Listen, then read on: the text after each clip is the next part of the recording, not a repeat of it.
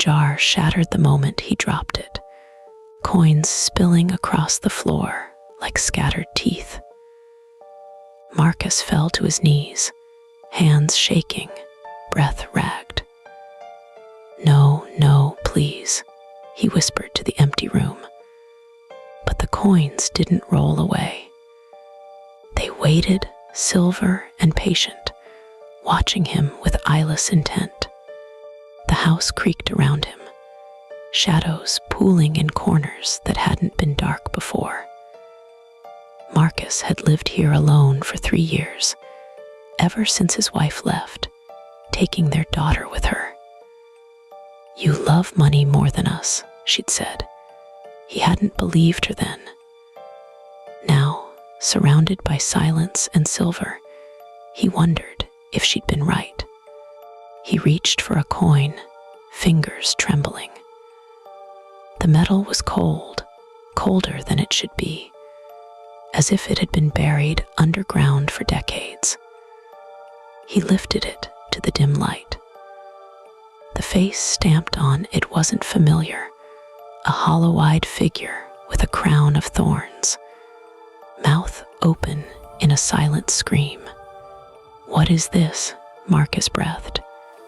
The coin answered, not with words, but with a whisper that crept into his mind like frost spreading across glass. "You asked for wealth. We came." Marcus dropped the coin, scrambling backward. It clinked against the others, and the sound echoed wrong, too long, stretching into something that resembled laughter. His heart hammered. "I didn't ask for anything," he said aloud, voice cracking. "You did every night, every prayer, every dream of more, more, more." He had God, he had.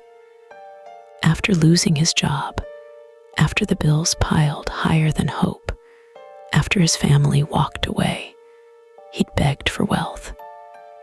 He'd saved every penny, hoarding coins in jars, under floorboards, in walls.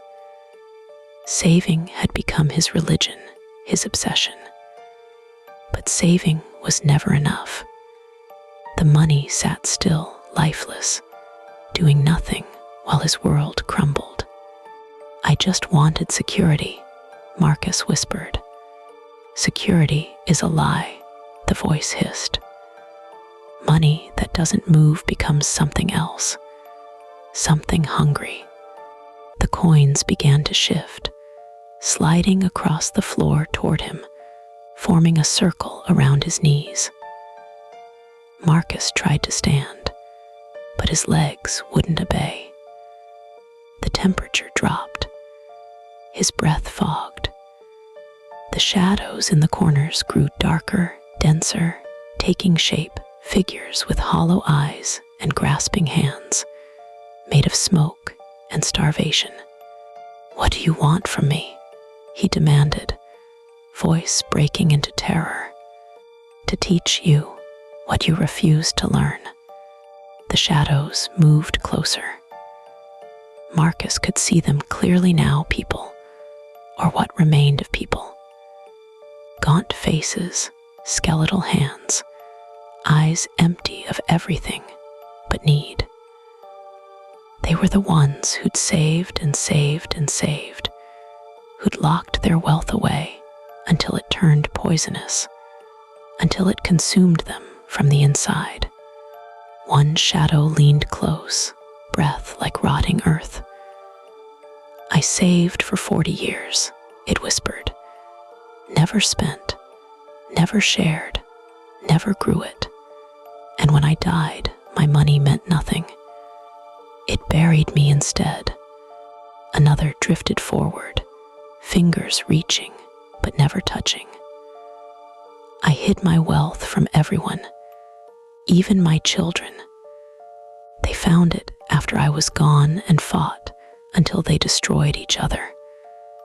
My savings became their curse." Marcus shook his head violently. "I'm not like you. I'm just trying to survive." Survival is not the same as living, the voice said. And hoarding is not the same as building.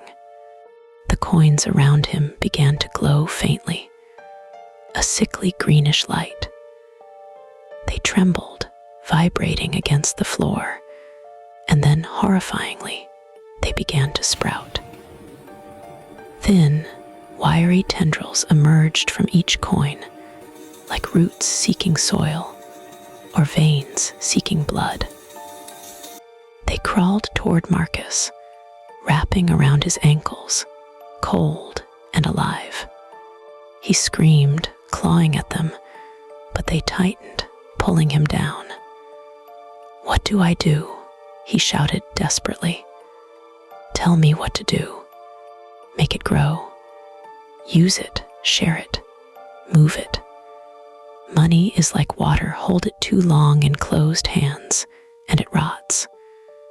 Let it flow, and it brings life." Marcus remembered, suddenly, his daughter's face. The savings account he'd opened for her education, but never added to because he was too afraid to spend anything. The neighbors who'd needed help he'd refused because keeping his money safe mattered more. The opportunities he'd ignored because investing felt too risky, too uncertain. "I was afraid," he admitted, tears streaming down his face. "I was so afraid of losing everything that I held onto nothing." Fear turns wealth into chains. The tendrils loosened slightly. Marcus gasped, understanding flooding through him. "If I let go, if I use it, will you release me?" The shadows circled closer, their hollow eyes watching. The voice spoke one final time, softer now, almost sad. "We are not holding you. You are holding yourself. We are only the shape your fear has taken." Marcus closed his eyes.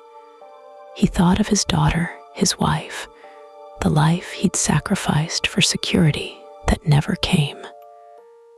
Slowly, deliberately, he opened his hands. "Take it," he whispered. "Take the money.